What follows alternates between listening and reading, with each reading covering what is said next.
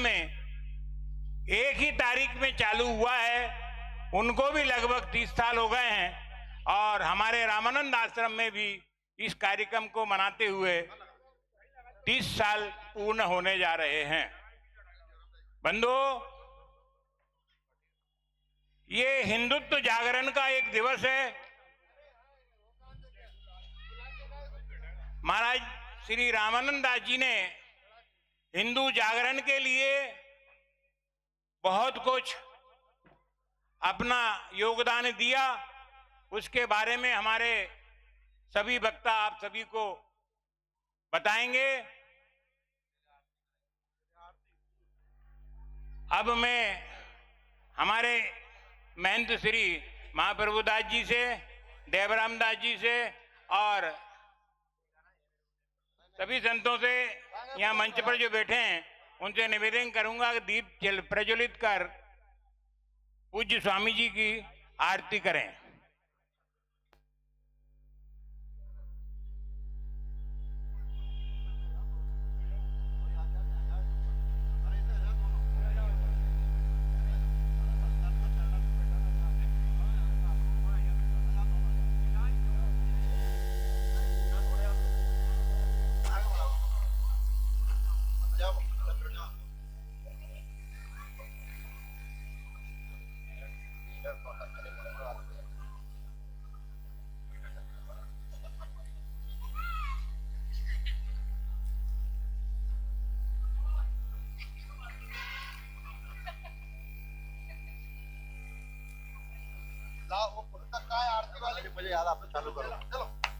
श्री राम।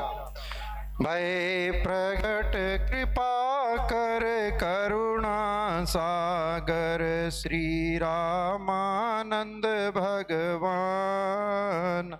रघुपति सम सुंदर परम मनोहर प्रभु विज्ञान निधान। संतन सुखदायक मुक्ति प्रदाय शांति सदन सुख राशि। माया मदगंज जन भय भंज आचार्य अविनाशी। पाखंड विनाशन तत्व प्रकाशन बंदति जय मुनि ज्ञानी। दीनन दुख हारी अधम उधारी तेजो मैं तप खानी। माता छवि देखी हरस बिसोदी वार वार बलि जाऊं। मुख चंद्र उजारी चितवन भारी वानी न बारी न जाई। तनु शोभा सारम कांति अपारम तिलक चिन्ह युत बालम। मुसुकान रसालम नयन विशालम उर रंजित वनमालम। हंस ही सुर वृंदा अति नयानंदा बरसई सुर तुर भूला। नव दुंदु विवाजई ऋषिगण गाजई बाजंग मंगल मूला। तीर्थराज प्रयाग महा कारण जगत कल्याण। प्रगट भये श्री जगत गुरु रामानंद भगवान। जगत गुरु श्री रामानंद भगवान। जगत गुरु रामानंद भगवान की श्री अयोध्या राम लला जी की। पवन सुत हनुमान जी की। उमापति महादेव जी की। रमापति रामचंद्र जी की जय जय श्री सीताराम। हरि ओम यज्ञेन यज्ञमय जगत देवास्तानि धर्माणि प्रथमान्यासन्नादेहनाकं महिमानः सचन्द यत्र पूर्वे साध्याः सन्ति देवाः। ॐ राजाधिराजाय प्रसय्य साहिने नमो वयं वै श्रवणाय कुर्महे समे कामान काम कामाय मह्यं कामेश्वरो वै श्रवणो ददातु कुबेराय वै श्रवणाय महाराजाय नमः ओम स्वस्ति साम्राज्यं भोजं वैराज्यं वैराज्यं पारमेष्टं राज्यं महाराजमाधिपत्यमयं समन्तपर्याये स्यात् सार्वभौमः सर्वायुपान्ता द्वापरार्धात् पृथिवी समुद्रपर्यन्ताया एकराडिति केशे श्लोको विगितो मरुतशावसङ्ग्रे आविचिक्तस्कामप्रेदेवासवासदैति ओम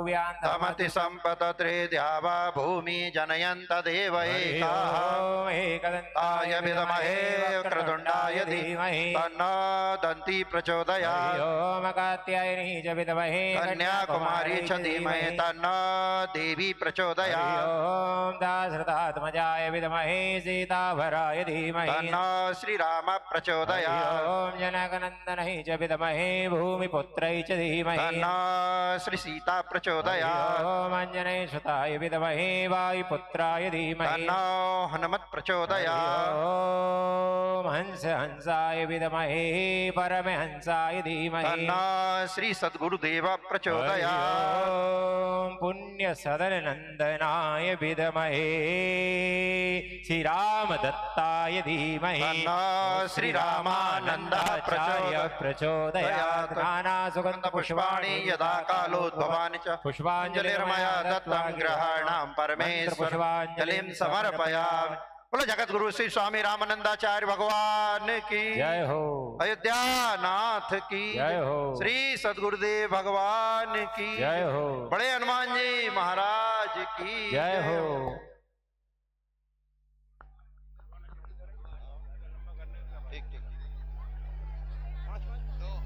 आरती ले लो भाई साहब, फिर तैयारी उधर चली जाएगी नीचे। या हो प्रभु। ये पंडा ये बैठे बैठे को सबको देना।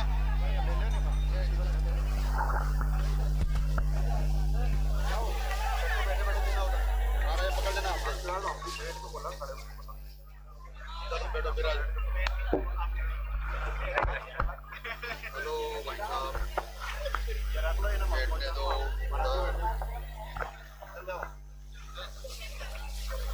बड़ा बेंच पे मेरा जाए।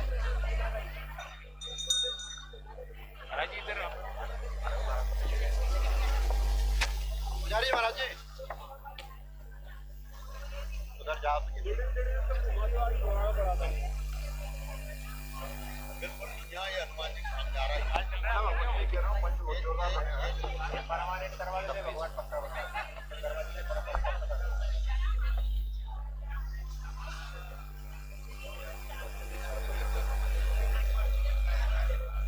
ये चाबी किसी बहन जी की हो या किसी भाई की हो तो मंच से ले लें।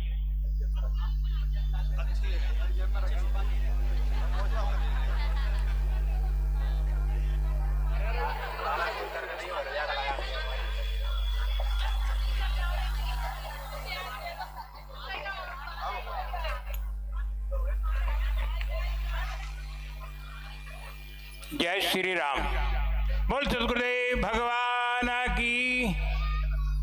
मंच पर विराजे सभी संतों के चरणों में और बाहर से पधारे हुए संत, सभी संत भगवान के चरणों में मैं नमन करता हूं। आप सभी के हम बहुत आभारी हैं। आपका अमूल्य समय देकर आप रामानंद जयंती पर यहाँ पधारते हैं और कार्यक्रम की शोभा बढ़ाते हैं। हम आपके बहुत बहुत आभारी हैं। बंधुओं, आज हम रामानंद जयंती मना रहे हैं। 726वां जन्म महोत्सव आज स्वामी जी का होने जा रहा है।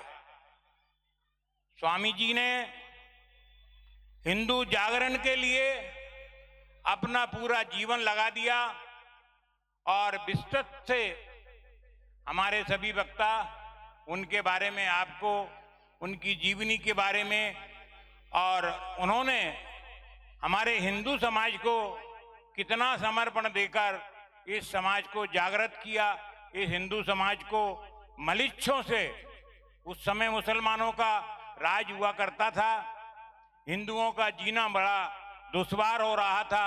ऐसी परिस्थिति में हमारे स्वामी जी ने अपना अमूल्य समय देकर, मैं तो यूं कहता हूं एक अवतार रूप में थे वो, इन्होंने हिंदू धर्म की रक्षा की और हिंदू धर्म को उस समय बचाया। बंधुओं, हिंदू जागरण की आवश्यकता आज के समय में बहुत ज्यादा है। हम हिंदू एक मंच पर बैठने के लिए तैयार नहीं होते हैं। हमारा समाज बहुत बड़ा है, पर हम बिखरे हुए हैं। बिखरे होने के कारण आज यहां पर हमारा मध्य प्रदेश तो ठीक है, हमारा बंगाल हमारे देश का ही एक प्रदेश है, वहां पर हिंदुओं का जीना दुश्वार हो रहा है। हिंदुओं को त्रास किया जाता है, उनकी बहन बेटियों के साथ अत्याचार किया जाता है। ऐसे कम से कम 7 प्रांत ईसाई बाहुल हो चुके हैं। हम हिंदू समाज का कोई कार्यक्रम वहां नहीं कर सकते हैं, और उसका कारण यही है कि हम जागृत नहीं हैं। हमारा स्वभाव यह है कि हमारे पड़ोस में अगर कोई परेशान है तो हम उसकी भी सुध लेना नहीं पसंद करते। ऐसी हमारी मानसिकता के कारण हमारे हिंदू समाज बहुत गर्त में चला जा रहा है। केरल में देखो, हम हिंदू हैं, वहां 50% आधे से ज्यादा हैं, इसके बाद भी हम संगठित नहीं होने के कारण दूसरे लोगों की वहां सरकार बन जाती है, मुसलमान लोग वहां पर राज करते हैं और हम सब हिंदुओं को त्रास किया जाता है, परेशान किया जाता है। हमारे स्वामी जी ने भी इसी का अलग जगाकर हिंदुओं को जागृत किया, और उस समय उन्होंने इस हिंदू समाज को उन मलिच्छों के उपद्रव से बहुत बहुत बचाया। ऐसे ही हमारे देश में राष्ट्रीय स्वयंसेवक एक संस्था है जो लगभग 100 साल उनके आज पूरे हो चुके हैं। 1925 में स्थापना हुई थी और आज 2026 हो गया है। तो ऐसा आरएसएस का कार्यक्रम भारत में तो है ही है, पूरे विश्व में इनकी शाखाएं हैं, और हिंदू जागरण के लिए ये आरएसएस राष्ट्रीय स्वयंसेवक संघ के हजारों हजार कार्यकर्ता, हजारों हजार प्रचारक, इन्होंने शादियां नहीं की और पूरा जीवन अपना हिंदू समाज के लिए लगा दिया। हमारे बीनागंज में भी कल 11 जनवरी को ठीक 12 बजे एक विराट हिंदू सम्मेलन का आयोजन रखा गया है। स्थान हायर सेकेंडरी स्कूल में है, और मैं आप सभी से प्रार्थना करता हूं, ये हिंदू समाज का काम है और हम हिंदू हैं, ये हमारा दायित्व बनता है कि हमको ऐसे कार्यक्रमों में तन मन धन देकर ऐसे कार्यक्रमों को सफल बनाने में हमारी पूरी तैयारी रहना चाहिए। हमारा पूरी मानसिक तैयारी रखकर हमें ऐसे कार्यक्रम को सफल बनाना चाहिए। कल 12 बजे जुलूस निकलेगा, उसमें आप सभी माता बहनों से निवेदन है, उस कार्यक्रम में भी आप लोगों को जाना है। बंधुओं, इस बार कार्यक्रम की रूपरेखा हमको इतनी अच्छी लग रही है कि ये कार्यक्रम हर साल लगभग 29 साल से 30 साल से केवल रामानंद जयंती का जुलूस निकालते थे और यहाँ विसर्जन हो जाता था और 2-4 संत बोल जाते थे और इसके बाद भंडारा करके कार्यक्रम संपन्न हो जाता था। परंतु आज हमारी समिति ने इस बार तय किया कि हम ये पूरा सप्ताह श्री स्वामी जी के नाम से बनाएंगे। तो उसके लिए कार्यक्रम क्या होगा, तो हमारे विमल भाई, नारायण, विष्णु और भी हमारे रमेश जी अग्रवाल, इन सब ने बैठ के तय किया कि 7 दिन के कार्यक्रम के लिए हमको क्या करना चाहिए। तो हमने तय किया कि कथा का कार्यक्रम रखेंगे 7 दिन, तो ये 7 दिन अपना पूरा सप्ताह हो जाएगा और अपन ये कार्यक्रम को बहुत अच्छा स्वरूप दे पाएंगे। और ठाकुर जी की कृपा से ऐसा अच्छा कार्यक्रम रहा। श्री कपिल जी महाराज नीलगिरी आश्रम ब्यावरा से हमने संपर्क किया और 7 दिन की कथा के लिए उनसे आग्रह किया, परंतु हमारे व्यास जी का पहले से बुकिंग हो जाता है। उन्होंने केवल हमको 5 दिन दिए। उन्होंने कही बिमल भाई हम 2 दिन आपको समय नहीं दे पाएंगे, हमारी कथा हमने पहले से तय कर रखी है, नरसिंहगढ़ हमको वहां जाना पड़ेगा। हमने कहा भाई ठीक है, एक घड़ी आदि में पुनिहाल, 5 दिन भी मिल रहे हैं ये कम नहीं है। उन्होंने 5 दिन अपना पूरा समय देकर हम सभी को धार्मिक भावना से जागृत किया और उनकी कथा ने हमको बहुत कुछ दिया, धार्मिक भावनाएं जागृत करी और राम कथा और हनुमंत कथा कहकर हम सभी को धार्मिक आत्मा से ओतप्रोत किया। बंधुओं, अब मैं समय ज्यादा नहीं लेते हुए स्वामी जी के बारे में हमारे संत भगवान यहाँ बैठे हैं, वो प्रकाश डालेंगे। मैं सबसे पहले श्री प्रयागदास जी महाराज जामुना आश्रम से हैं, वो पधारे। निवेदन पहले कर देता हूँ, 4-5 वक्ता हैं, आप गागर में सागर भरें, ऐसा आपसे निवेदन है। जय श्री राम।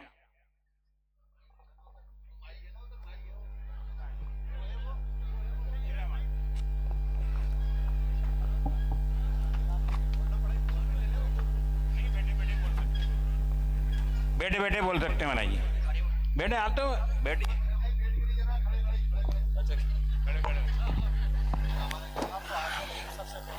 हमारे महंत जी का आदेश है खड़े होकर ही बोलना है। बोलने वाले का दर्शन भी तो होना चाहिए। पूरा बोलना है आपको, बाद में कब पता चल जाए तब।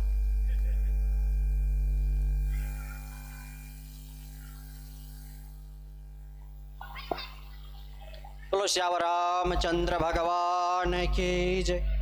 अनंत बलवंत हनुमान जी महाराज की जय। श्री सच्चिदानंद घन भगवान की जय। श्री जगत गुरु स्वामी रामानंदाचार्य जी भगवान की जय। आज की आनंद की जय। जय जय श्री सीताराम। आज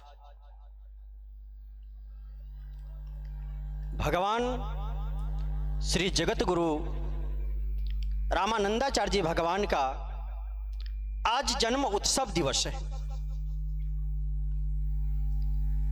तो सबसे पहले हमारे शास्त्र में गुरुजनों को वंदना करने के लिए कहा गया है, सबसे प्रथम। और सबके वंदनीय आदरणीय अगर कोई है तो गुरुजी हैं। आइए सबसे पहले हाथ जोड़ करके एक बार अपने गुरुजी को ध्यान कर ले, प्रणाम कर ले, वंदनीय कर ले। गुरु रे ब्रह्मा गुरु रे विष्णु गुरु रे देवो महेश्वर गुरु रे साक्षात पर ब्रह्म तस्मै श्री गुरुवे नमः। ध्यान मूलम गुरुर्मूर्ति पूजा मूलम गुरुपदम मंत्रमूलम गुरुर्वाक्यम मोक्षमूलम गुरु कृपा। आइए आज हम लोग भगवान श्री रामानंद स्वामी जी का जयंती का 726वां दिवस मना रहे हैं। आज से 726 वर्ष पूर्व काल की बातें हैं। आज से 726 पूर्व काल में भगवान श्री रामानंदाचार्य जी भगवान का प्रयागराज में बेणी माधव भगवान के स्थान में त्रिवेणी धाम में भगवान का प्राकट्य हुआ। बोलो श्री रामानंदाचार्य जी भगवान की जय। तो आज इसी के उपलक्ष्य में हम आप और समस्त संत महंत वृंद यहाँ पे उपस्थित हैं एवं विप्र कुल के बालक विप्रकुल के सभी नौजवान, बड़े बुजुर्ग सभी लोग आज यहाँ उपस्थित हैं। तो हम लोग यही कामना से आए हैं कि आज हम कहाँ आए हैं, तो भगवान जगत गुरु रामानंदाचार्य जी भगवान के जन्म उत्सव के उपलक्ष्य में आज हम लोग एकत्रित हुए हैं। तो यहाँ से यही सीख करके जाना है और यही सुन करके जाना है, क्योंकि भगवान को वह काल में प्राकट्य हुआ है जिस समय कोई भी हिंदू अपने आप को हिंदू कहने वाला नहीं था। ऐसे समय में हमारे जगत गुरु रामानंदाचार्य जी भगवान का प्राकट्य हुआ और प्राकट्य होकर के और भगवान यहाँ से काशी विश्वनाथ में जाकर के पंचगंगा घाट पे जाकर के भगवान ने अपना तपस्या किया और तपस्या करने के बाद उन्होंने जाति पाति भेदभाव सबको मिटा करके और एक से एक संत बनाए, एक से एक महंत बनाए। और जैसे रविदास जी महाराज उनके शिष्य हुए, जैसे कबीरदास जी महाराज उनके शिष्य हुए, जैसे ऐसे नाना प्रकार के स्वामी जी का शिष्य हुए और उन्होंने अपना झंडा भारतवर्ष में लहराया और लहरा करके हिंदू धर्म बचाया। इसलिए अब ज्यादा न कुछ कहते हुए, क्योंकि समय कम है और हमारे संत भगवान बहुत हैं, तो ज्यादा न कुछ कहते हुए इन्हीं शब्दों के साथ अपने वाणी को विराम देता हूं। जय श्री राधे, जय सिया राम, जय सिया राम, जय सिया राम।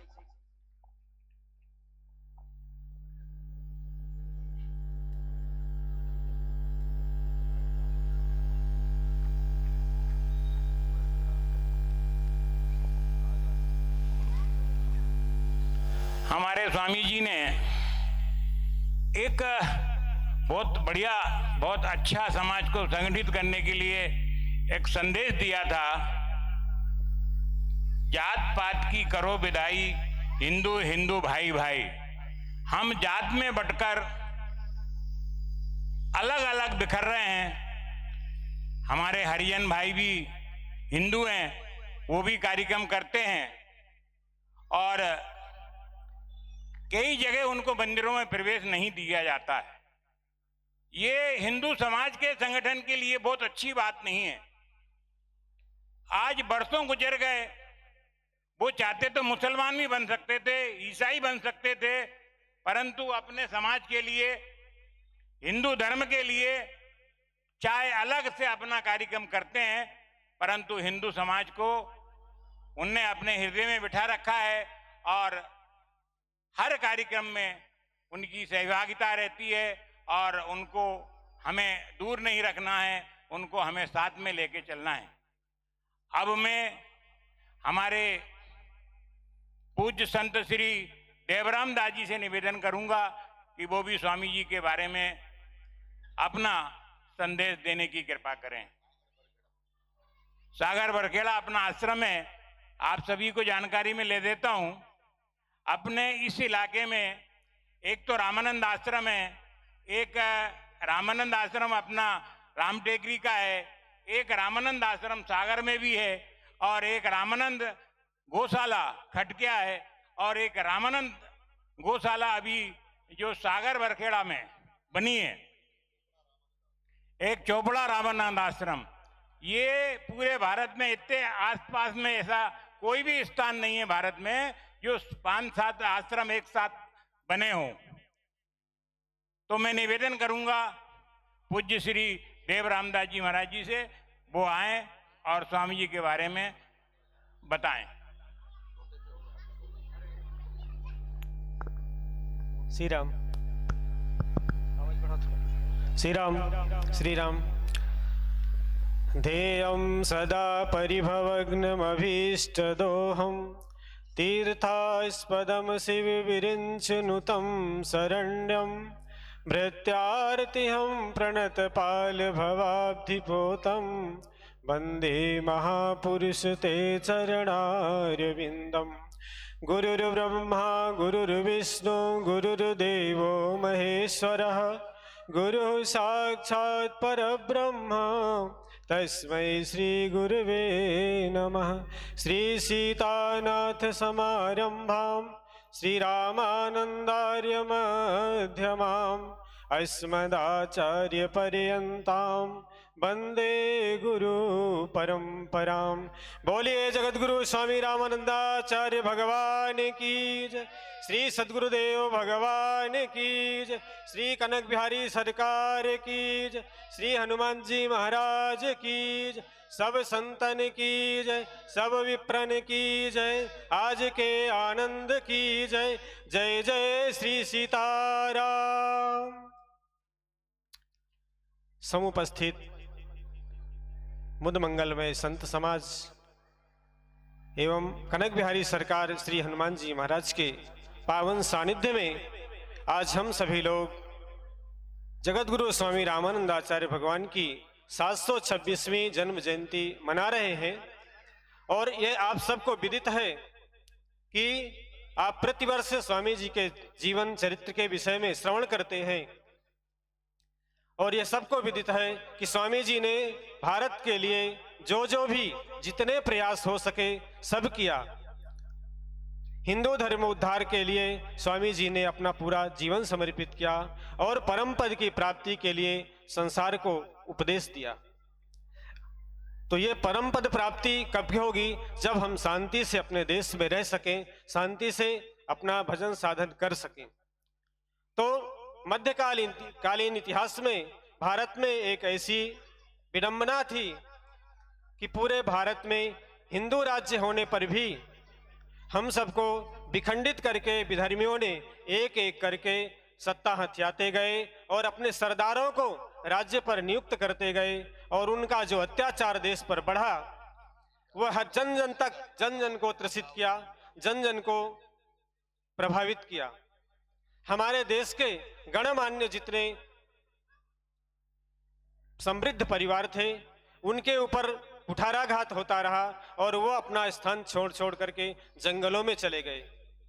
स्वामी जी का प्रागट्य आपको मालूम है प्रयागराज में हुआ, लेकिन 8 वर्ष के बाद जब स्वामी जी का उपनयन संस्कार हुआ, और उपनयन संस्कार में एक विधा है कि बालक को काशी की ओर मुख करके खड़ा किया जाता है और उसमें सिर्फ मानसिक संकल्प करता है कि मैं आज से काशी में रह करके अपने देश के लिए, धर्म के लिए विद्या अध्ययन करूंगा और वह ऊर्जा में अपनी देश की सेवा में लगाऊंगा। तो स्वामी जी को जब पूरब की ओर, काशी की ओर मुख करके खड़ा किया गया तो यह संकल्प जब बोला गया तो स्वामी जी श्रवण करते रहे। मेधावान होने के कारण स्वामी जी श्रवण मात्र करने से उनके हृदय में बात उतर जाती थी। बालक थे, लेकिन जब इस बात को सुना कि मुझे काशी में जाकर विद्या अध्ययन करना है तो स्वामी जी ने उसी समय संकल्प कर लिया कि यह संकल्प मात्र नहीं है, कथन मात्र नहीं है, हम वास्तव में काशी जाकर के विद्या अध्ययन करेंगे। और स्वामी जी ने अपने परिवार, माता पिता को लेकर के काशी की ओर प्रस्थान करते हैं। वह समय था जब हमारे देश में कोई ऐसे विशेष साधन नहीं थे जिससे हम तत्काल किसी भी स्थान से जाकर के कहीं भी पहुंच सकें। पैदल मार्ग था, पैदल मार्ग की यात्रा शुरू हुई और जगह जगह विश्राम में देखा गया कि स्वामी जी ने देखा कि बड़े बड़े अच्छे अच्छे साधक, ब्राह्मण और अच्छे परिवार सब जा करके गांवों को छोड़कर, शहरों को छोड़कर जंगलों में छिपे हुए थे। स्वामी जी ने देखा आश्चर्य से, ये वाह क्या बात है, और ऐसे ऐसे लोग जंगलों में छिपकर क्यों रहते हैं। पूछा उन्होंने, बताइए अपनी स्थिति, ऐसी ऐसी हमारे साथ विडंबना है, या तो इस्लाम कबूल करो अन्यथा जीवन खतरे में है। छोड़ कर सब जंगलों में चले आए। स्वामी जी को यह बात सुनकर बड़ी विडंबना हुई, बड़ा दुख हुआ कि बताओ हम इस देश में इतने समृद्ध होकर के भी आज दूसरे की गुलामी के बंधन में बंधे हुए। उसी समय स्वामी जी के जीवन में संकल्प आया कि नहीं, कुछ भी हो हम देश को विधर्मियों से मुक्त कराएंगे। और स्वामी जी ने अपने जीवन में बड़े बड़े कार्य किए, बड़े बड़े सब जितने कर लगे हुए थे सबको हटाया और हम सबको एकत्रित किया, संग्रहित किया। वो स्वामी जी के प्रयास से जो आज हम देश में कुछ इकट्ठा हो रहे हैं, सम्मिलित हो रहे हैं वो स्वामी जी का ही आशीर्वाद है। अन्यथा तो हिंदू को जगाना इतना सरल नहीं है। हिंदू वास्तव में आपको बुरा न लगे, स्वभाव से लालची है। बस किसी भी कार्यक्रम में जाना है, कुछ भी करना है, लाभ पहले सोचते हैं, हमारा लाभ क्या होगा। लाभ नहीं है कोई बात नहीं, कोई लाभ नहीं है तो अपने घर में रहो। परंतु ऐसा नहीं है। संघे शक्ति कलियुगो, इतना संकल्प मात्र हो आपके जीवन में कि कलियुग में सिर्फ संघ में ही शक्ति है। अगर हमारा समूह दिख रहा है तो भी लोग सामने से आने की हिम्मत नहीं करते। खाली आप एक जगह संगठित हो जाओ तो भी देश की रक्षा अच्छे से हो सकती है। और बहुत बहुत अच्छी बात है कि आज देश में हिंदू जाग रहा है और अपने धर्म के प्रति कर्तव्यनिष्ठ हो रहा है। ये बहुत शुभ कामना है, बहुत शुभ समाचार है जो हम सबको देखने को मिलता है। तो स्वामी जी ने, एक समय की बात है, स्वामी जी काशी में विराजमान थे, वहीं उनकी कर्म भूमि है, काशी कर्म भूमि है, प्रयागराज जन्म भूमि है। तो एक दिन की बात है, कलियुग राजसी वेश धारण करके स्वामी जी की कुटिया के सामने से निकल रहा था। प्रातः काल का समय था। तो स्वामी जी का कलियुग ने दर्शन किया और दर्शन करते ही वह बड़ा अद्भुत स्वामी जी का दर्शन था। कलियुग के मन में विचार आया कि हो ना हो ये कोई महापुरुष है। लेकिन कलियुग भी ऐसा एक है जो ये बड़े बड़े देवी संपदा में आते हैं तो भी इनको त्रिकाल ज्ञान होता है। तो कलियुग ने सोचा कि हो सकता है परब्रह्म परमात्मा ने संत का अवतार लेकर के पृथ्वी में, हो सकता है काशी में ही विराजमान हो। उनके दर्शनीय मूर्ति देख करके कलियुग रुक गया और वहीं पर बैठ गया। स्वामी जी अपनी साधना में लीन हो गए।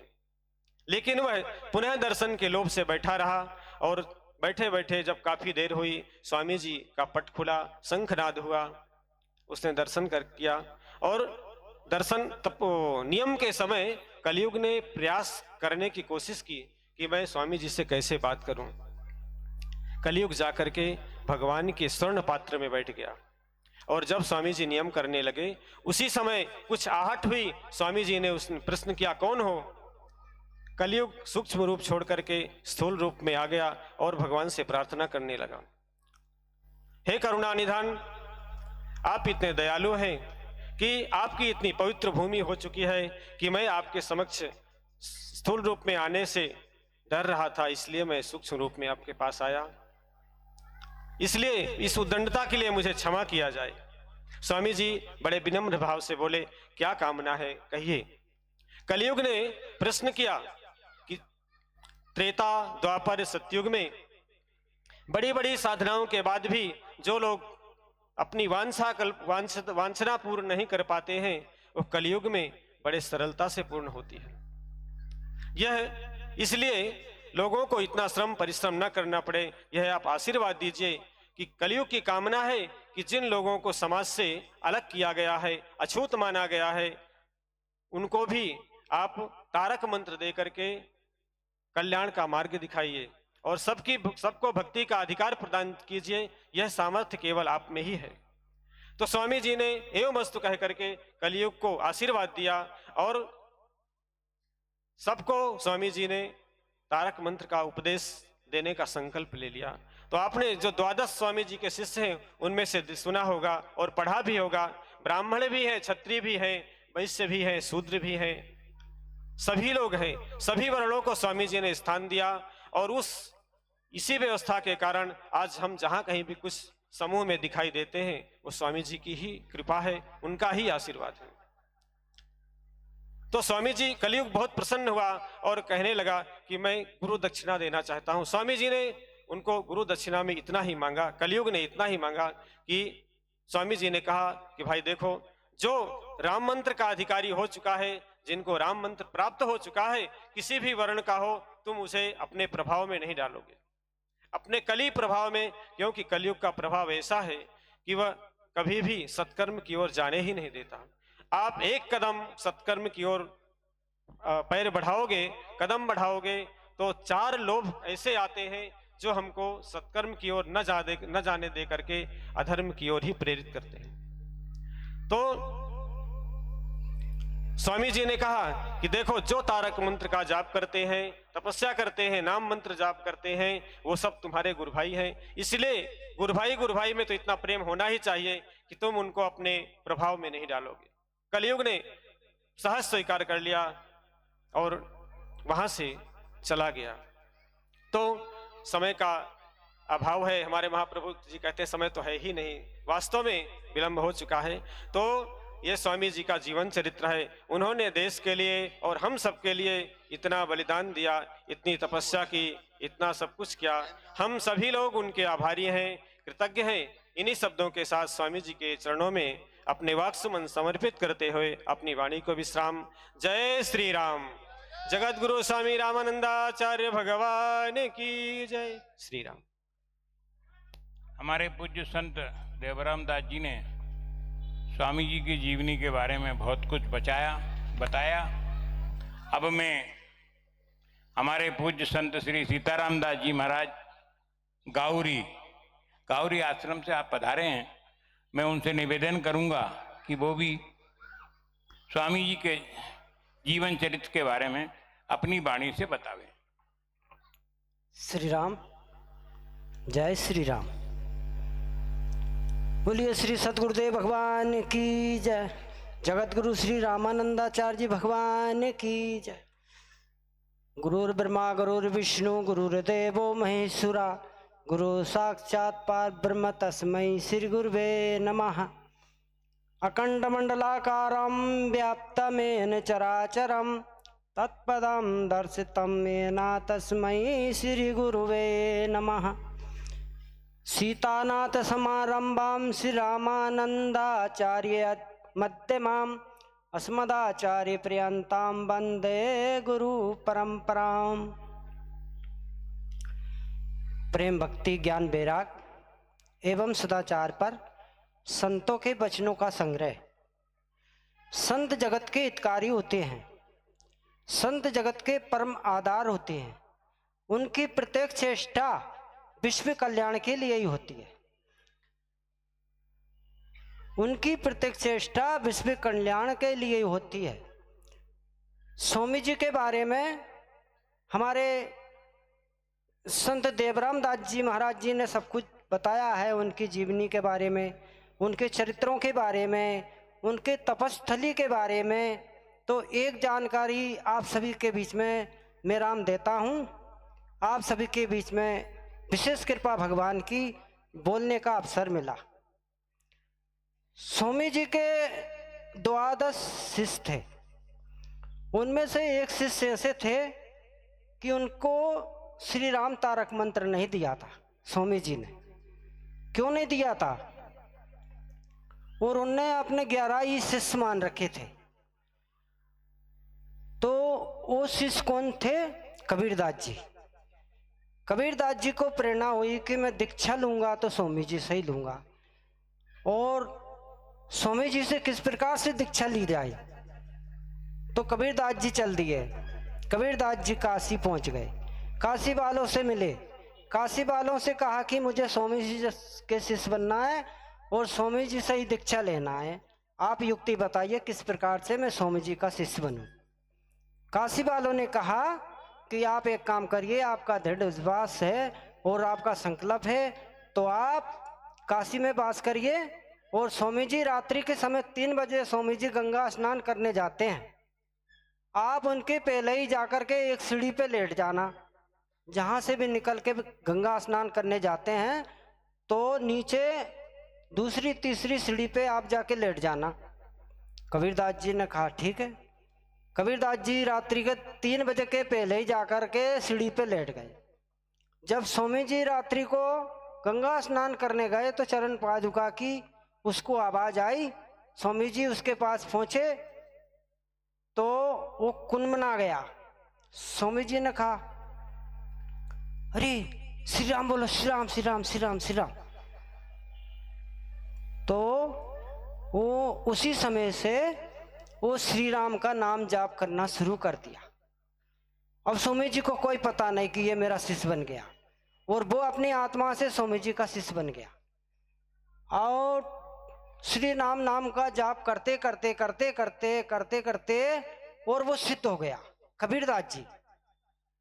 एक दिन स्वामी जी मानसिक पूजा करते थे।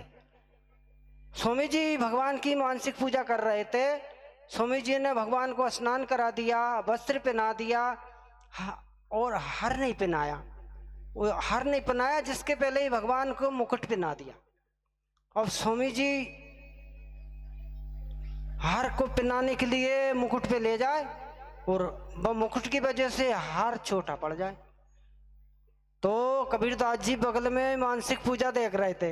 वो भी कबीरदास जी क्यों देख रहे थे कि भगवान नाम का जाप करते करते सिद्ध हो गया। स्वामी जी वो एक काम करिए, कबीरदास जी बोले स्वामी जी एक काम करिए। तो क्या? थोड़ा सा धागा जोड़ लो, हार में थोड़ा सा धागा जोड़ लो।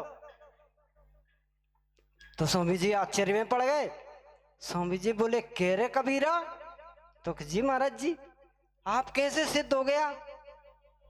आप ये बताइए आप कैसे सिद्ध हुआ? तो स्वामी जी मैं आपका शिष्य हूं और आपने ही मुझे मंत्र दिया। तो मैंने कब दिया आपको? तारक मंत्र दिया है नहीं। तो मैं एक समय गंगा किनारे सीढ़ी पे सो रहा था रात्रि 3 बजे। जब आप गंगा स्नान करने आए थे तो आप मेरे ऊपर पैर रखने के को थे तो मैं कुनमुना गया। तो आपने कहा बच्चा कौन राम राम कर, राम राम कर बच्चा। बस वही नाम मैंने सुना और वही नाम को जाप करते करते मैं सिद्ध हो गया।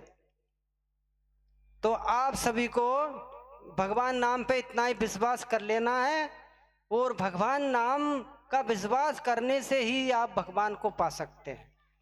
विश्वासम फलदायकम। इसी प्रकार से भगवान का नाम है। आप सभी को श्रद्धा भक्ति करना चाहिए। भक्ति एक ऐसा साधन है कि हर मनुष्य को सुगमता से कर सकते हैं। हर मनुष्य सुगमता से कर सकते हैं और भक्ति में कोई ताकत नहीं लगती, भक्ति में कोई पैसा नहीं लगता। भक्ति का एक नाम है श्रद्धा। प्रेम भक्ति, प्रेम भक्ति करो। भजन 3 प्रकार से होता है, मन से, वचन से और तन से। मन का भजन है प्रभु का चिंतन, वचन का भजन है प्रभु का कीर्तन और तन का भजन है भगवत भाव से हुई जीव सेवा। तन का भजन है भगवत भाव से हुई जीव सेवा। सिमट सिमट जल भरई तलावा, जिन सतगुण सज्जन में आवा। जिस प्रकार से एक सूखा तालाब होता है वो एक एक बूंद से भर जाता है, इसी प्रकार से जो सज्जन पुरुष हो जाता है उसमें सद्गुण आने लगते हैं। समय ज्यादा नहीं है। हमारे महंत जी के इशारे पे हम चलते हैं, क्योंकि हमारे जो मंडल के मुख्य हमारे महंत जी है, हम उनके इशारे पे चलते हैं इशारे पे समझते हैं। जय श्री राम। ओम शांति शांति शांति सर्वारिष्टा सुशांतिर्भवतु। जय श्री राम। जगत गुरु श्री रामानंदाचार्य भगवान की, श्री कनक बिहारी सरकार की, श्री बड़े हनुमान जी महाराज की जय श्री राम। पूज्य श्री सीताराम दास जी महाराज जी ने स्वामी जी के बारे में, उनकी जीवनी के बारे में प्रकाश डाला। हम सभी को आनंद आया। अब मैं पूज्य हमारे महाप्रभु दास जी, इस आश्रम के महंत, मेरा बड़ा सौभाग्य है कि मैं महाराज जी से 1995 से जुड़ा हुआ। ये बहुत बाल अवस्था में थे। ऋषिकेश से हम लोग केदारनाथ की यात्रा पे जब जा रहे थे तब इनने कहा कि रमेश भाई जगह है कि? मैंने महाराज जी बिल्कुल जगह है, आप विराजें। ये हमारे साथ बैठकर गए। हम तो रुद्रप्रयाग में से आगे चले तो रास्ते में नहीं लास्ट में गौरीकुंड, हम गौरीकुंड रुक गए। आप तो एकदम यंग थे। उन्होंने कहा भाई रमेश भाई तुम रोको, हम तो रात में निकल जाएंगे। बड़ी ऊर्जा थी इनमें उस टाइम और रात को निकल गए। और ऊर्जा तो आज भी इतनी है। ठाकुर जी की ऐसी कृपा है इनके ऊपर कि कोई भी कार्यक्रम हम छोटा सोचते हैं, महाराज जी ये कार्यक्रम इतना सा कर लेते हैं, केवल प्रसाद बांट देते हैं, नहीं भंडारा ही होगा, पैसे हम मिलाएंगे। अब इनके कहा पैसे कहां से आते हमें तो पता नहीं। हमने तो इनके जितने भी भंडारे देखे सब घाटे में ही गए। कोई भी भंडारा ऐसा नहीं रखा उनने कि रमेश भाई अभी हमको ये 25,000 उसमें बचे। हर हर हर भंडारे में 10, 15, 20, 25। अब ये कहां से लाते हैं हमें पता नहीं। ठाकुर जी की बड़ी कृपा है इनके ऊपर, और हम तो कहते हैं कि ऐसी कृपा बनी रखे। और पूज्य गुरुदेव ने ये इतना बड़ा दायित्व उनको दिया है, इतना बड़ा आश्रम की जिम्मेदारी दी है, तो निश्चित गुरुदेव ने कहीं ना कहीं परखा होगा। गुरुदेव इतनी बड़ी जिम्मेदारी हर व्यक्ति को नहीं सौंप सकते। हमारे गुरुदेव की इनके ऊपर बड़ी कृपा है, और हम तो कहते हैं हनुमान जी महाराज इन पे ऐसी कृपा बनाए रखे, और जब तक ये शरीर चल रहा है ये आश्रम को बिल्कुल ऊंचाई तक पहुंचाते रहें। ऐसी मैं पूज्य श्री महाप्रभु दास जी से, हनुमान जी से प्रार्थना करता हूं कि इतनी ऊर्जा इनमें हमेशा बनाए रखें। मैं अब पूज्य श्री महाप्रभु दास जी से निवेदन करूंगा कि वो भी स्वामी जी के बारे में अपना विचार प्रकट करें। बारे में बोलता हूं मैं तो।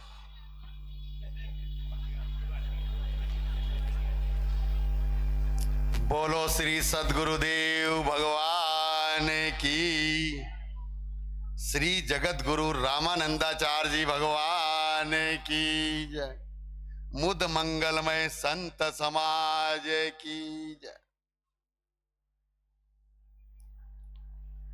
बड़े ही आज सौभाग्य का दिन है।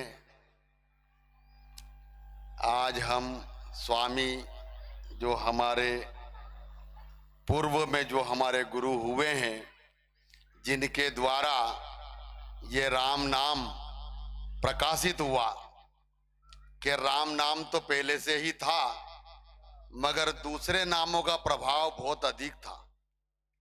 दूसरे नामों की वजह से ये राम नाम धूमिल हो गया था, और ये राम नाम के धूमिल होने से हमारा देश गुलाम बन गया। हम गुलामों की जंजीरों में जकड़ गए। वैसे विषम परिस्थिति में हमारे जगत गुरु, जिनको आज हम जगत गुरु बोलते हैं क्योंकि उन्होंने पूरे जगत को प्रकाशित किया, पूरे जगत में राम नाम का प्रकाश फैलाया, और उस राम नाम के प्रभाव से वो जितने भी दुर्बुद्धि कहो या दुष्ट कहो, वो सब छिप गए, वो सब नष्ट हो गए। किसके प्रभाव से नष्ट हो गए? राम नाम के प्रभाव से। हम लोग रामायण पढ़ते हैं तो रामायण में सिर्फ भगवान के नाम का प्रताप, के राम का नाम लिया और हनुमान जी समुद्र कूद गए, राम का नाम लिया और अंगद ने भरी सभा में पांव रोप दिया। तो राम नाम, हिंदू जागो हिंदू जागो हिंदू जागो, तो भैया कैसे जागोगे और जाग के करोगे क्या? सिर्फ आप लोगों को राम राम जपना है। जो राम राम जपेगा वो जग भी जाएगा और दूसरे को भी जगा देगा। ये मेरे गुरुदेव की कृपा से मेरे को इसका साक्षात प्रमाण मिला है कि जो राम राम जपेगा उसका इतना प्रताप है राम नाम का कि माता सीता वो राक्षस के बीच में रहते हुए भी उन्होंने भगवान का नाम को नहीं छोड़ा, और उसके नाम के प्रभाव से स्वयं ठाकुर जी वहां पहुंचे लंका और उनको ससम्मान लेके आए। तो हिंदू अगर जगेगा तो वो सिर्फ राम राम से जगेगा। जब हमारा जन्म हुआ तब हमने देखा कि अधिकतर घरों में रामायण होती थी। हिंदू को जगाना क्यों पड़ रहा है? ये क्यों सो गया? तो ये सोया नहीं, ये भगवान पे से इसका भरोसा हट गया, ये अपने आप में ही सक्षम हो गया और हिंदू जो है अपने आप में ही बलवान हो गया। और भगवान को घरों में ना तो उनका कोई राम नाम कोई जपता है, ना कोई भगवान की आरती पूजा करता है। हमको लगता है कि पूरे भारत के 10% घरों में आरती पूजा होती होगी, बल्कि 90% घरों में तो उनका पेट भी नहीं भर रहा। वो दिन भर उल्टा सुल्टा करेंगे, झूठ बोलेंगे, कपट करेंगे, ठगेंगे, तब भी उनका पेट नहीं भर रहा। मगर ये मेरे गुरुदेव के दरबार से मेरा दावा है कि जो राम नाम पे भरोसा करेगा वो अपना तो पेट भरेगा ही, बाकी पूरे मोहल्ले का भर देगा। इतना राम नाम का अति प्रभाव है। और जो राम नाम जपेगा वही हिंदू जगेगा।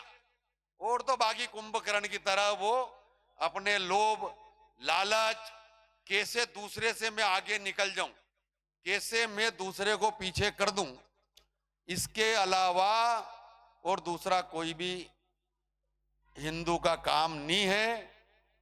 और अगर उसको जगना है तो सिर्फ आज हनुमान जी महाराज है। भैया श्याम भाई जाना नहीं है। आज हम हनुमान जी को देखते हैं, क्या करते वो सिर्फ राम राम कर रहे हैं, पूरी दुनिया में पूजाते हैं, पूरी दुनिया उनको पूज रही। क्यों पूज रही? राम नाम के प्रताप से, सिर्फ नाम के प्रताप से उनको पूजा जा रहा है। कबीरदास जी, मीरा जी, रैदास जी, जिन्हों जो भी जगे या जिन्होंने भी परम शांति, परम तत्व उस परमात्मा को पाया है, तो उन्होंने सिर्फ भगवान के नाम का जप किया है। तो मेरा सभी से निवेदन है कि अधिक से अधिक आप लोग राम राम जपेंगे तो समझिए कि आप जाग गए हैं। आपको कोई ताकत नहीं आपको अब आपको भ्रमित कर सकती या आपको भुला सकती। और दूसरा मैं निवेदन एक और करूंगा कि मेरे बीनागंज के जो हमारे रमेश भाई सोनी हैं, रमेश भाई अग्रवाल है, जिनके मन में कैसे गुरुदेव की महिमा, उनकी ख्याति और उनके जो भी भगवान के जो भी शुभ कार्यक्रम आते हैं, कैसे वो आश्रम में मने, हम कैसे लोगों को भगवान की ओर चलाएं, कैसे हम उनको ज्ञान यज्ञ, कथा, भागवत, लीला, जिस भी प्रकार से वो हमारे जो मंडली है, हमारी जो समिति है, रामानंद संत आश्रम बड़े हनुमान जी बीनागंज की, वो धन्य है। और मैं ऐसी समिति को प्रणाम करता हूं। क्यों? कि वो लोग अपमान करके भी पैसा लाते हैं, और वो पैसा इसलिए लाते हैं कि जिससे लेके आते हैं वो तो जीवन में कभी करेगा नहीं, मगर हम लोग कर रहे हैं। तू भी थोड़ा हाथ धो ले थोड़ा हाथ मत कर, तू कभी जीवन में नहीं कर पाएगा धर्म के काम। मगर हमारी समिति येन केन प्रकारेण उनसे जैसे तैसे अपना अपमान भी बर्दाश्त करके वो लोग आज ये गुरुदेव के नाम को रोशन कर रहे हैं। और हमारे गुरुदेव भी गजब है। हमारे गुरुदेव को मैं देखता हूं, खैर मैं तो क्या उनको समझूंगा, उनको कौन समझ सकता है। जो कोई बोले कि मैं गुरु को समझ गया, वो तो महागुरु हो जाता है। मगर मैंने एक बात देखी है, हमारे गुरुदेव को देख के, कि हमारे गुरुदेव जो है पागल है, गुंडा है, बदमाश है, और ऐसे ऐसे को सबको साधु बना दिया। महाराज वो साधु बन गए, ये मजाक की बात नहीं, साधु हो गए। वो जो बड़े बड़े गुंडे थे, जिनके मारी कांपते थे लोग, वो आज महात्मा बन गए, वो राम राम का जप कर रहे। तो ऐसे गुरुदेव की शरण हम सबको मिली हुई है। इस क्षेत्र भी धन्य है जो पूरे मध्य प्रदेश में से गुरुदेव ने इस क्षेत्र को चुना, इस राम टेकरी को चुना। और ऐसे महापुरुष सिर्फ राम नाम दिन भर वो सिर्फ भगवान के गुणगान की कथा गाते हैं। और उसके पीछे उनका एक ही उद्देश्य है कि आप जगो मतलब आप राम राम करो, भगवान के भरोसे रहो, उसके ऊपर आशा करो, और दूसरे की आशा मत करो, दूसरे पे भरोसा मत करो, राम नाम पे आशा करो।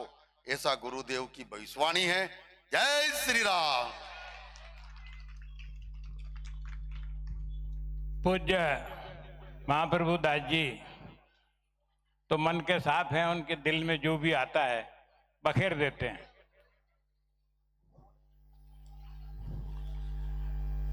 हमारे महाप्रभु जी इस आश्रम को, मेरे देखते देखते इस आश्रम में कितना परिवर्तन हुआ, ये मेरे साथ में जो काम करने वाले हैं उन लोगों ने देखा है। एक बात मैं एक सूचना आपको दे देता हूं। बसंत पंचमी को पूज्य श्री गुरुदेव गुरु मंत्र दीक्षा देने वाले हैं। पात्रता उन लोगों को है जो मांस मदिरा का सेवन नहीं करते हो, शराब का या कोई नशा पत्ता नहीं करते हो, ऐसे व्यक्ति को ही वहां परमिशन मिलेगी। तो मेरा आपसे निवेदन है, जो भी अपना जीवन का कल्याण चाहता हो, पूज्य श्री गुरुदेव के चरणों में रहकर अपने जीवन का उत्थान करना चाहता हो, तो ये सारी बुराइयां छोड़ने की अगर इच्छा है तो वहां पर गुरु मंत्र दीक्षा लेने जाएं। बाकी अपने जीवन में अपन स्वयं अगर कुछ परिवर्तन नहीं कर सकते तो ऐसे बंधुओं से मेरा निवेदन है, ऐसी माता बहनों से भी मेरा निवेदन है, कृपया मां गुरुदेव को दुख देने नहीं जाएं। क्योंकि गुरु मंत्र लेने के बाद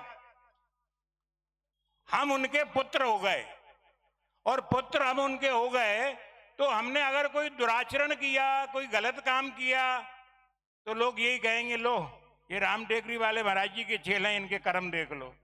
तो हमारे दुष्कर्म से हमारे गुरुदेव का नाम नहीं जुड़े। ऐसी अगर मनोवृत्ति अपनी है तो वहां गुरु दीक्षा लेने वार आश्रम बसंत पंचमी का उनने समय तय किया है, गुरुदेव ने कह दिया है। इस सारी बातों को अगर कोई स्वीकार करे, अपने जीवन का उत्थान करना चाहता हो तो ही यहाँ पर आए, वरना ऐसे लोगों को जो अपने आचरण को नहीं बदल सकते, ऐसे लोगों को यहाँ परमिशन नहीं है और पहुंचाना भी मत ही। तो ये सूचना मैंने किसी ने बताया नहीं कि देना है, महाराज जी प्रचार भी नहीं करते, परंतु मैं ये चाहता हूं कि हमारे नगर से ज्यादा लोग गुरुदेव से जुड़ें और अपने जीवन का उत्थान करें। और जैसे हमारे महाप्रभु जी ने बताया कि राम नाम से ही जीवन का कल्याण होता है, और वही राम नाम का मंत्र हमारे गुरुदेव देते हैं। अगर ये जीवन में अगर कोई व्यक्ति परिवर्तन चाहता हो, अपने जीवन का उत्थान करना चाहता हो, अपने जीवन को एक नई दिशा देना चाहता हो, तो ऐसे व्यक्ति अपने कल्याण के लिए पूज्य श्री गुरुदेव के चरणों में बैठकर उनसे गुरु दीक्षा मंत्र ले सकते हैं।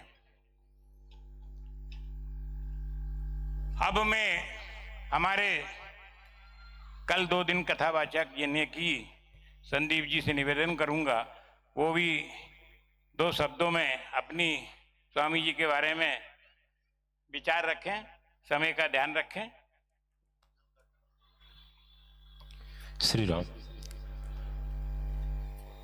अखंडमंडलाकारं व्याप्तं येन चराचरं तत्पदं दर्शितं येन तस्मै श्री गुरुवे नमः। बोलो श्री सद्गुरुदेव भगवान की, श्री कनक बिहारी जी सरकार की, जगत गुरु श्री स्वामी रामानंदाचार्य भगवान की। मंच उपस्थित समस्त संत जनों के चरणों को दंडवत प्रणाम। और स्वामी जी के बारे में क्या बोले, सभी संत आपको उनके बारे में बता ही चुके हैं। स्वामी जी ने ही जो धर्म उस समय ह्रास हो रहा था उसकी पुनः स्थापना की महाराज। जब मुगलों के भय से कोई सिक्का सूत्र तक नहीं रख रहा था, कोई तिलक भी नहीं लगा सकता था, इतना समय खराब हो गया था, उस समय ब्राह्मण के घर में, पुण्य सदन जी के घर में इनका प्रकट हुए महाराज श्री रामानंदाचार्य भगवान। और ये ऐसे संत हुए स्वयं राम के अवतार थे, और इनने 1 बार नहीं 2 बार प्रकट हुए महाराज अपने जीवन में। एक बार नहीं, 2 बार। एक बार जब इनसे विवाह की लिए माता पिता ने दबाव डाला तो ये अंतर ध्यान हो गए। फिर इनके गुरु जो हैं वशिष्ठ अवतार श्री राघवानंदा जी, उनके द्वारा 60 करोड़ श्री राम तारक मंत्र का जप किया गया और उसका दशांश 6 करोड़ का हवन किया गया, तब ये पुनः प्रकट हुए। तो ऐसे स्वामी जी का चरित्र था। मैंने कल आपको इनके बारे में और भी विस्तार से बताया ही था। इनका इतना प्रभाव था, इनका चमत्कार देखने के लिए महाराज एक राजा ने नाम सुना तो आ गया, उसको पुत्र को रोक था कि मेरे पुत्र को बचा लो।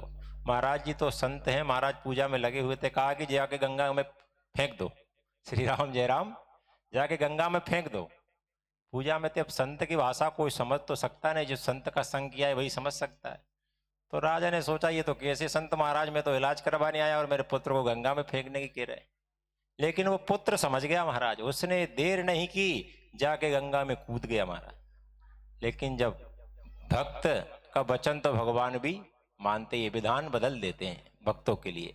महाराज कुछ दिन बाद वो पुत्र पुनः स्वस्थ होकर और राजा के पास पहुंच गया। तो ऐसे गुरुदेव हमारे महान स्वामी जी का चरित्र है। लेकिन समय उतना ही है, 3 बज चुके हैं, नहीं तो इंतजार कर रहे हैं लोग भैया कब पूरा हो, कब उठे। बोले सतगुरुदेव भगवान की।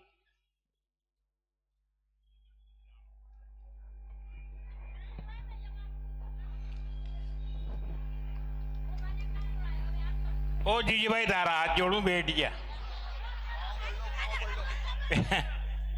बैठ जा, हल्ला मत कर, हल्ला मत कर, तारा हाथ जोड़ू, बैठ जा।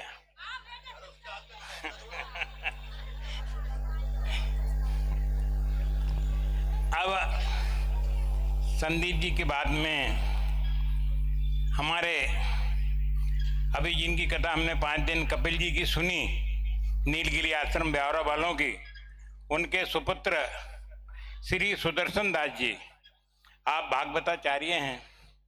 और मैं पहले तो मैं ये पूछना चाहता हूँ, इस साल जो भागवत या राम कथा रखी, अगले साल भी रखना चाहिए क्या? आप हाथ ऊंचे करके हमको आश्वासन दे दें तो अगली साल भी ऐसे ही कार्यक्रम रखें, और आपकी सहमति नहीं हो तो नहीं रखेंगे। बहुत बढ़िया, आप सभी को ये कार्यक्रम मन को भाया, आपको अच्छा लगा। इसके साथ साथ एक बात और कह दूं मैं आपसे, हम कलेक्शन तो कर लेते हैं और ये से तैसे पूर्व भी पड़ जाती है ठाकुर जी की कृपा से, पर माता बहनों से भी हमको निवेदन है, चाहे 10 रुपए की 20 रुपए की रसीद कटाओ, आपको वहां पर रसीद कट्टा लेके जो बैठे रहते हैं भैया, उनको अपनी तरफ से कुछ ना कुछ समर्पण करना चाहिए, ऐसा मेरा आपसे निवेदन है। मैं अब श्री सुदर्शन दास जी नीलगिरी आश्रम भागवताचार्य जी से निवेदन करूंगा कि वो आएं और स्वामी जी के जीवन परिचय के बारे में अपना उद्बोधन दें। श्री राम। एक बार थोड़ा उच्च स्वर में बोल दें ताकि जो आलस में बैठे हुए हैं वो थोड़े जागृत हो जाएं। श्री राम जय राम, श्री राम जय राम, श्री राम जय राम।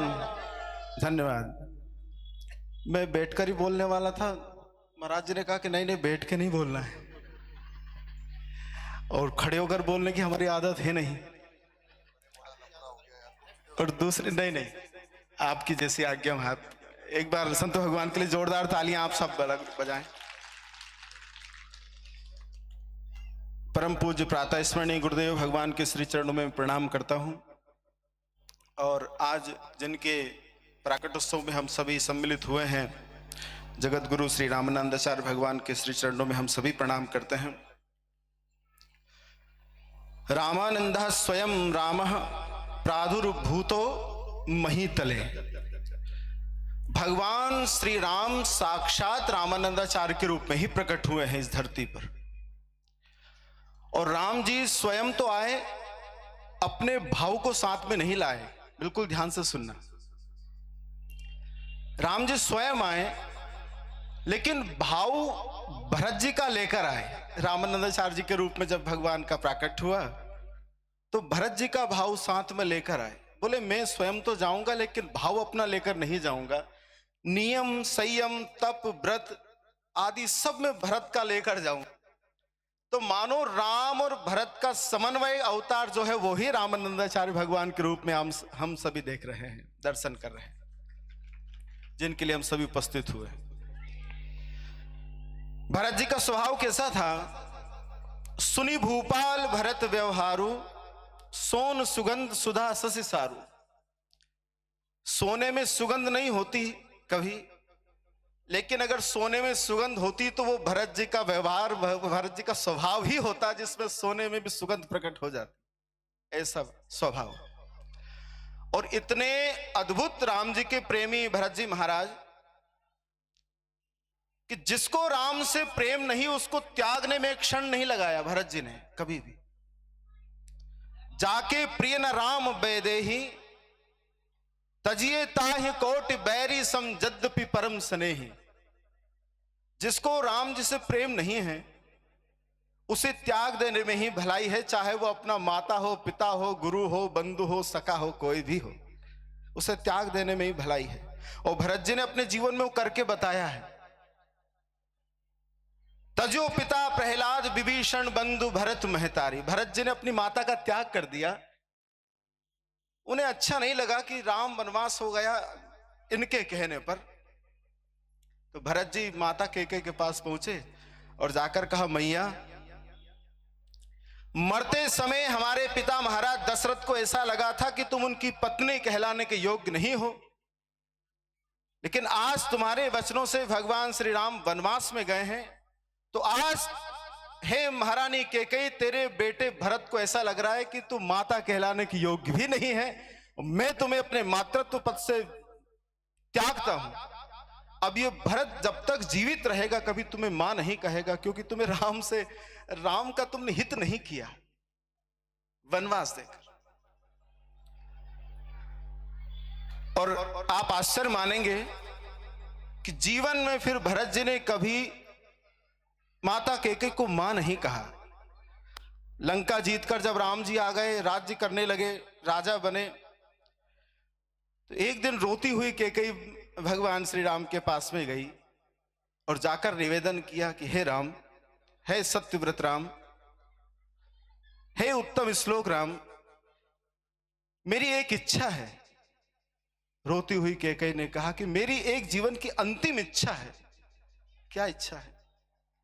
बोले उस पगले भरत से यह कह दो कि वो एक बार मुझे मां कह दे, जीवन में बस एक बार मुझे मां कह दे। अगर उसने मुझे मां कह दिया ना राम, तो मेरा जीवन धन्य हो जाएगा और मेरी कोख भी धन्य हो जाएगी, जिसमें भरत जैसे राम प्रेमी पुत्र को मैंने जन्म दिया है। वो धन्य हो जाओ, मैं धन्य हो जाऊंगी। तो एक बार तुम उस पगले भरत से जाकर ये कह दो कि वो मुझे मां कह दे। इतना कहकर महारानी कैकेयी राम जी के सामने गिर पड़ी। भगवान राम ने उठाया, उठाकर दौड़कर भरत जी के पास में भगवान श्री राम गए और अपना पीतांबर फैला दिया एक भिक्षुक की तरह। जिस प्रकार कोई भिक्षुक भिक्षा मांगता है, भरत जी के सामने अपना पीतांबर फैला दिया भगवान श्री राम ने। भरत जी रोने लगे। भरत जी ने कहा, भैया ये क्या कर रहे हैं आप, ये अनर्थ क्यों कर रहे हैं? बोले नहीं भरत, आज मैं तुमसे कुछ मांगना चाहता हूं, मैं कुछ चाहता हूं तुमसे, तुम मुझे कुछ दो, और आज मैं खाली हाथ नहीं जाऊंगा भरत। तो भरत जी ने कहा, आप क्या मांगना चाहते हैं प्रभु? राम ने कहा, भिक्षा मांगता हूं आज एक, रोकर भरत बोले यह भी सहूंगा मैं। भैरव तुम्हारा ये जीवन हमारा नाथ, दास आप ही का सदा आपका रहूंगा मैं।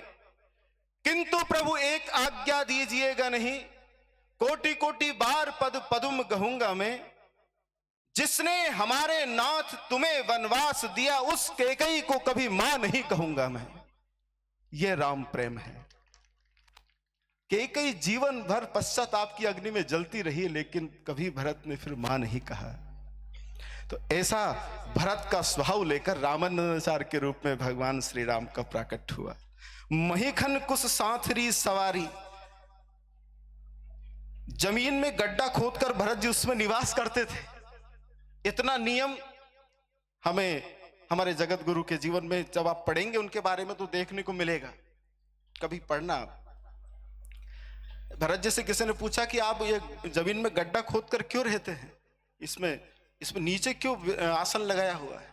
तो भरत जी ने कहा, जिसका स्वामी सिंहासन पर बैठा हुआ हो वो आसन पर बैठ सकता है, उसका सेवक, और जिसका स्वामी आसन पर बैठा हुआ हो उसका सेवक धरती पर बैठ सकता है, लेकिन जिसका स्वामी धरती पर विचरण कर रहा हो, बैठा हुआ हो, तो उसका सेवक का तो धर्म यही है कि वो जमीन के भीतर जाकर रहे।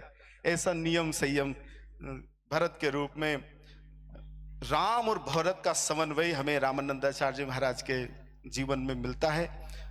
इन्हीं वचनों के साथ में आप सभी को प्रणाम करता हूं। पूरा संत समाज मुद मंगल में संत समाजू, जो जग जंगम तीरथ राजू। अभी माघ का मेला प्रारंभ होने वाला है, तो आज हमें तो ऐसा लग रहा है कि यही प्रारंभ हो ही गया है। एक बार इन सब के लिए जोरदार तालियां सभी संत भगवान के लिए। आप सभी को सादर जय श्री कृष्ण। एक बार उच्च स्वर में और बोल दें, श्री राम जय राम। धन्यवाद। सुदर्शन जी ने अच्छा विषय रखा और सुदर्शन जी इनके पिताजी के साथ 2 दिन कथा में शामिल रहे। इनकी वाणी का उद्बोधन हम नहीं सुन पाए, केवल भजन गाते रहे। भजन ने भी, इनके भजनों ने भी ऐसा मन मोहा कि आनंद आ गया। और अभी बोलने से तो ऐसा लगा और लंबा बोलते, और इनका ये टेलर जैसा था। अब अगली कथा भागवत की मैं निवेदन कर दूंगा सुदर्शन जी से कि वो इस रामानंद आश्रम के लिए हिंदू धर्म प्रचार की दृष्टि से एक कथा जरूर यहाँ करें, ऐसा मैं आपसे प्रार्थना करता हूँ। हमारा छोटा मोटा जो भी सहयोग होगा, चाहे हम आपको 11 रुपए दें, आपको स्वीकार करना पड़ेगा आपसे। नहीं, उनका समर्पण इतना ही है कि लालची प्रवृत्ति तो ना इनके पिताजी की रही ना इनकी रही, पर कथा इनकी अगली बार करवाएंगे। ये छोटे से उद्बोधन में हम सभी को उनने आकर्षित कर दिया। हम बहुत बहुत इनके आभारी हैं। और जब कथा में आए थे हमने इनसे निवेदन किया था कि महाराज जी आपकी कहीं व्यस्तता नहीं हो तो रामानंद जयंती पर आप जरूर पधारें। हमारा सहज छोटा सा आग्रह उन्होंने स्वीकार किया, उसके लिए हम उनके बहुत बहुत आभारी हैं। अभी आपने सोने के बारे में बात बताई थी, सोने की खुशबू के बारे में। तो सोने से मेरा संबंध रहा, सोना बिना सुगंध के भाव बढ़ा रहा है, और खुशबू होती तो जाने कहीं कर। तो बिना खुशबू के ही भाव बढ़ रहा है, और खुशबू अगर डाल देता, रावण ने अच्छा किया खुशबू नहीं डाली, नहीं तो हम तो यूं ही मर जाता। अब मैं हमारे गुरु भाई विमल जी भार्गव, इन्होंने स्वामी जी के बारे में अच्छा अध्ययन कर रखा है, और इसलिए मैंने सबसे बाद में इनको रखा। थोड़ा इनको समय इन सभी लोगों से ज्यादा देना पड़ता है, और फिर भी मैं निवेदन करूंगा कि समय का ध्यान रखते हुए आप सूक्ष्म गागर में सागर भरें। भाई विमल जी भार्गव।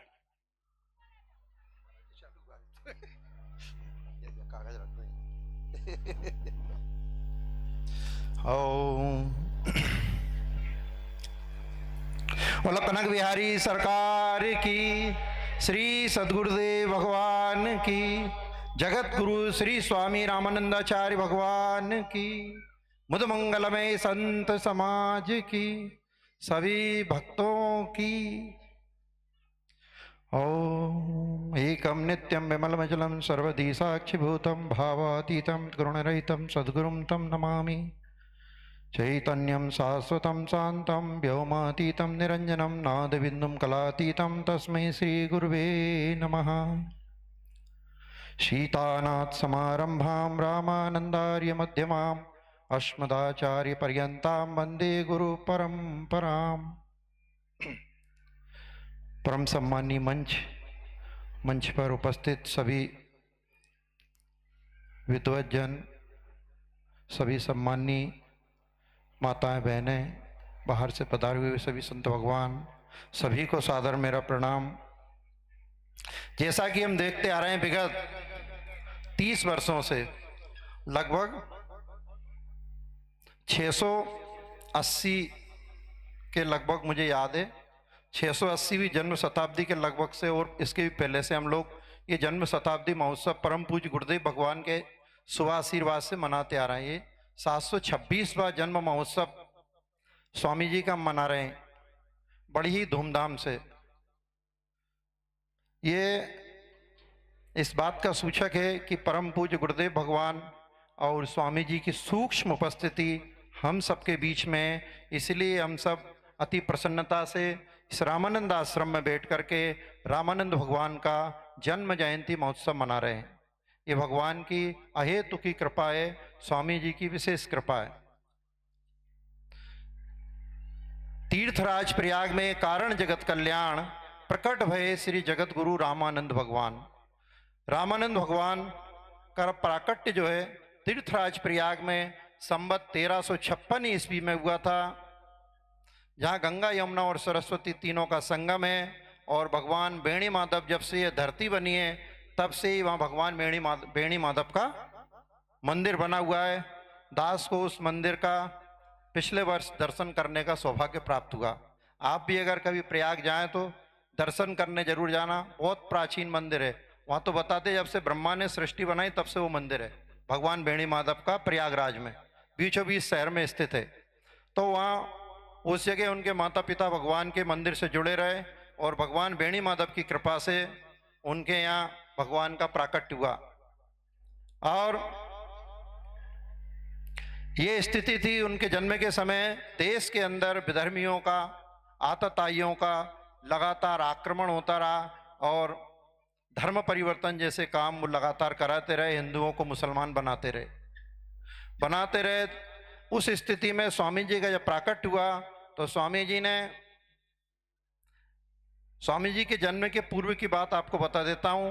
भगवान श्री राम जी ने अपने जन्म, जो रामानंद अवतार के पहले भी कई आचार्य चरणों को पृथ्वी पे भेजा। उनमें सबसे पहले शंकराचार्य जी पधारे, माधवाचार्य जी आए, इसके बाद और भी अन्य आचार्य आए, रामानुजाचार्य जी भी आए, बहुत सारे आचार्य आए। लेकिन जब मध्यकालीन भक्तिकालीन जब युग आया, संवत 1300 के लगभग का जो समय आया, 1300 से 1500-1600 तक का 300 साल तक ये स्थिति रही इस धरती पे। ऐसे ऐसे संतों का प्राकट्य हुआ, ऐसे आचार्य चरणों का प्राकट्य हुआ कि विधर्मी जो है कुछ भी नहीं कर पाए। उसमें परम पूज्य जगत गुरु श्री स्वामी रामानंदाचार्य भगवान, आद्य गुरु वल्लभाचार्य जी, निम्बारकाचार्य जी, श्री चैतन्य महाप्रभु जी, ऐसे अनेक संत एक साथ इस धरती पे पूरब पश्चिम उत्तर दक्षिण चारों दिशाओं में एक साथ आचार्य चरणों का प्रादुर्भाव हुआ। और विधर्मी, जिस प्रकार उन विधर्मियों के जो धर्म परिवर्तन हो रहे थे, बार बार जो हिंदुओं को परेशान किया जा रहा था, उन संतों ने भक्ति मार्ग के द्वारा, भगवत नाम जप के द्वारा, जैसे चैतन्य महाप्रभु का अवतार हुआ तो सिर्फ कीर्तन अवतार था, उनका एक ही काम था, हरे राम राम राम हरे हरे, हरे कृष्ण कृष्ण कृष्ण हरे हरे। इस कीर्तन सेवा के द्वारा उन्होंने विदेशियों को भी, ईसाई धर्म जो लोग मानते थे, मांस मदिरा का सेवन करते थे, ऐसे लोगों को भी हमारे धर्म में उनको अपने स्वतः ही परिवर्तन कराया। उनको कोई जबरदस्ती नहीं कराया गया, वो स्वतः ही। आज जब भी आप वृंदावन जाएंगे तो आप देखेंगे अंग्रेजों को बड़ी शिखा है, धोती है, कुर्ता है, उनके बच्चे छोटे छोटे शिखा सूत्र से आपको ओत प्रोत मिलेंगे। तो इस प्रकार स्वामी प्रभुपाद स्वामी उसमें संत हुए। ऐसे ही निम्बार्क संप्रदाय में हुए निम्बारकाचार्य जी, आदि गुरु वल्लभाचार्य जी जो हुए, वल्लभाचार्य जी के भी सूरदास जी आदि, उनके भी 12 शिष्य हुए। इसी प्रकार हमारे जगत गुरु श्री स्वामी रामानंदाचार्य जिनका प्राकट्य जो उत्तर भारत में हुआ था। और जब भगवान अपने धाम साकेत में बैठे हुए थे, भगवान ने कहा कि अब समय आ गया हमको अंश रूप से पृथ्वी पर अवतार लेना है। तो जैसे ही उन्होंने कहा कि हमें अवतार लेना है, जैसे भी हमारे पूर्व वक्ता आदरणीय सुदर्शन जी ने बताया कि उन्होंने भगवान के मन में बहुत दिन से था कि मैं भरत भाव से प्रकट होऊंगा। जब मैं इस बार जब धरती पे अवतार लूंगा तो शरीर तो मेरा रहेगा, अंश मेरा रहेगा, लेकिन जो भाव मेरे अंदर होगा वो भरत भाव होगा। इसी प्रकार जो हमारे चैतन्य महाप्रभु जी आए, जब कभी आप इस्कॉन मंदिर में जाएंगे तो देखेंगे आप दोनों हाथ ऊंचे करके जो प्रतिमाएं दो होती हैं, उनमें जो चैतन्य महाप्रभु है वो राधा भाव से प्रकट हुए हैं। वो है तो भगवान श्री कृष्ण के अंश, लेकिन उनका जो भाव था वो राधा भाव था। इसी प्रकार जो भगवान श्री राम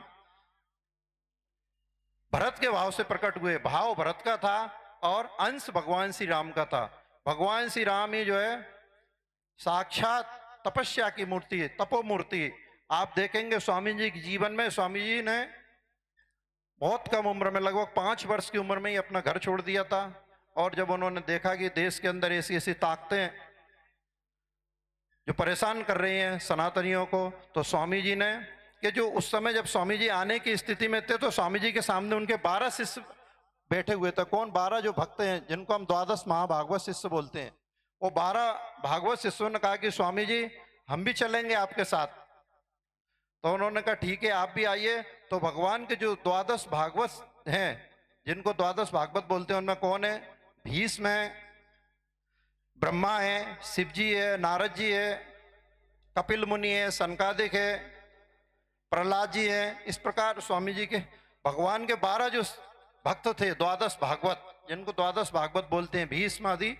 तो 12 भागवत भी 12 शिष्य बन करके स्वामी जी के साथ में पधारे।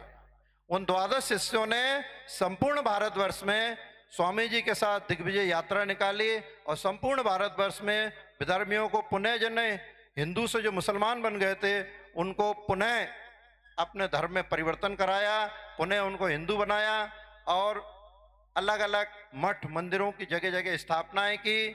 और स्वामी जी ने लगातार 159 साल तक, 1356 में स्वामी जी का जन्म हुआ था और 1515 के लगभग स्वामी जी धराधाम छोड़ के गए थे। और सशरीर स्वामी जी का अंतर ध्यान हुआ है। स्वामी जी ने शरीर छोड़ा नहीं है, स्वामी जी सशरीर अंतर ध्यान हुए। स्वामी जी के शिष्य भी सशरीर अंतर ध्यान हुए, जिसमें कबीरदास जी सशरीर अंतर ध्यान हुए। मगहर एक जगह है, मगहर में कबीरदास जी ने जाकर के अपना शरीर त्याग किया, शरीर नहीं छोड़ा है। उनमें हिंदू और, जैसे उनका शरीर पूरा हुआ, हिंदू और मुस्लिमों में लड़ाई होने लगी कि इनके शरीर को हम दफनाएंगे, हिंदू कहने लगे इनके शरीर को हम दाह संस्कार करेंगे, क्योंकि इनका ज्यादातर समय स्वामी जी के साथ निकला। जिस समय उनकी चादर हटाई गई तो वहां से 2-4 पुष्प मिले, यानी सशरीर अंतर ध्यान हुए। इसी प्रकार स्वामी जी के शिष्य हुए धन्ना जी जाट, एक हुए सेना भगत श्यामा जी। वो उन्होंने सेवा को ही अपना सब कुछ माना, वो राजा के यहाँ सेवा करने जाते थे। और इस प्रकार धीरे धीरे उन्होंने नाम जप इतना किया। एक दिन बांधवगढ़ के वो रहने वाले थे श्यामा जी, और वो भी सशरीर अंतर ध्यान हुए। मीराबाई भी सशरीर भगवान द्वारिकाधीश में जाके समाई। ये सब स्वामी जी के शिष्य और प्रशिष्य जिनकी मैं आपको बता रहा हूं। तो जब स्वामी जी के जन्म के पहले स्थिति क्या थी, आपको 5 मिनट लूंगा। स्थिति ये थी, देश के अंदर वेद पुराण इनको ही जो है उच्च वर्ग के लोगों को पढ़ाया जाता था, और वो जैसा पता, उस समय क्या किया मुगलों ने, उनमें भी काट छांट कर दी। तो भगवान की कृपा से नर हरियानंद जी जो स्वामी जी के शिष्य थे, नर हरियानंद जी ने गोस्वामी तुलसीदास जी को दीक्षा दे करके, और उन्होंने पूरा रामचरितमानस, यानी सबसे पहले उनको रामायण का पूरा अध्ययन कराया, वाल्मीकि रामायण का। तो आप जब रामायण पढ़ेंगे तो रामायण में लिखा है, मैं पुनि निज गुरु सन सुनी कथा सुकर खेत, समझ नहीं तस बालपन तब अति रहू अचेत, भाषाबद्ध करो में सोई मोरे हृदय प्रबोध अति हुई। यानी जितना मैंने समझा है उतना ही मैं लिख पाया हूं। मेरे परम पूज्य गुरुदेव के द्वारा मुझको पूरी वाल्मीकि रामायण बताई गई थी, और भी मुझे काफी चीज बताई गई थी, लेकिन जितना मेरी बुद्धि में आए, गोस्वामी तुलसीदास जी लिख रहे हैं, जितने मेरे गुरुदेव की कृपा हुई है। तो गुरु कौन? नर हरियानंद जी को ज्ञान किसने दिया? नर हरियानंद जी को सिखाया स्वामी जी ने। ऐसा हमारे परम पूज्य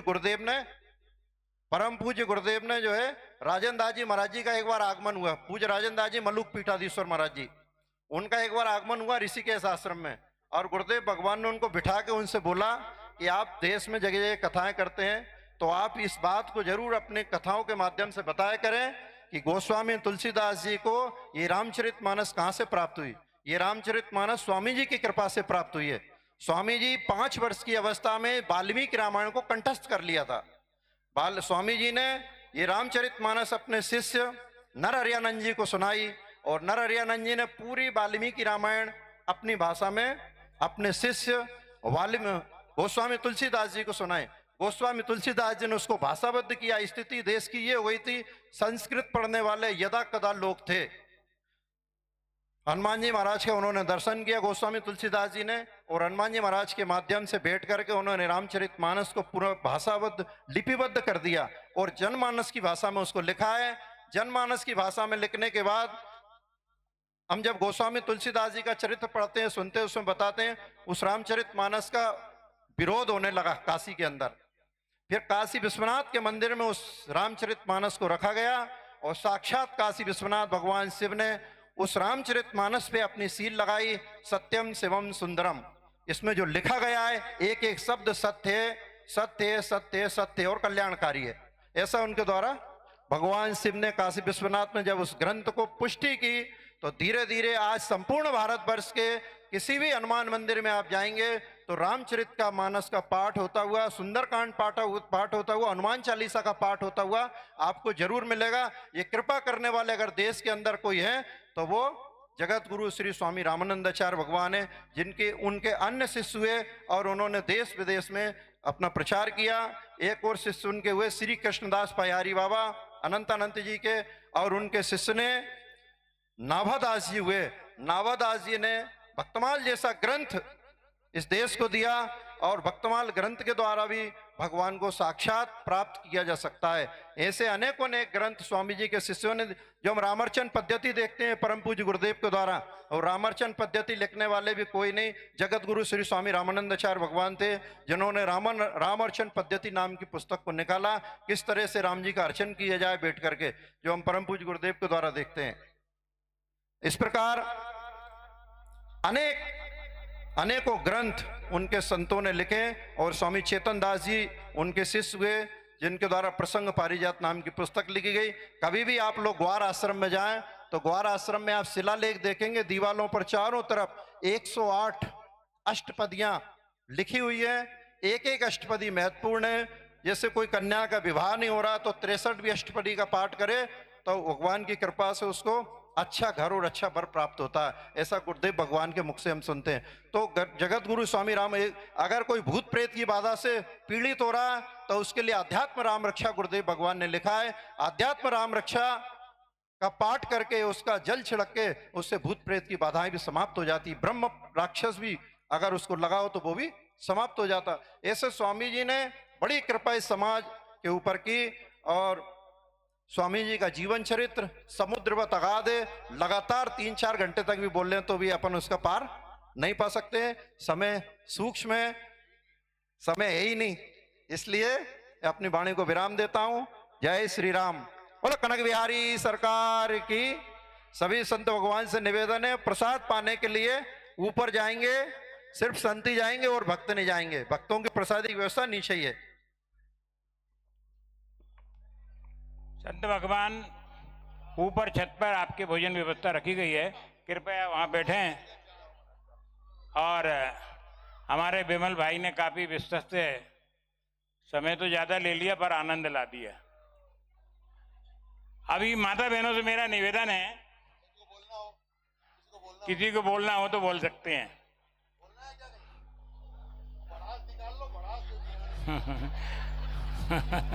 बढ़ाई तो घर निकले महाराज जी, सास बहू को झगड़ा हुए जब यहाँ ईटे यहाँ बढ़ा भी नहीं ईट पाएगी। माता बहनों से मेरा निवेदन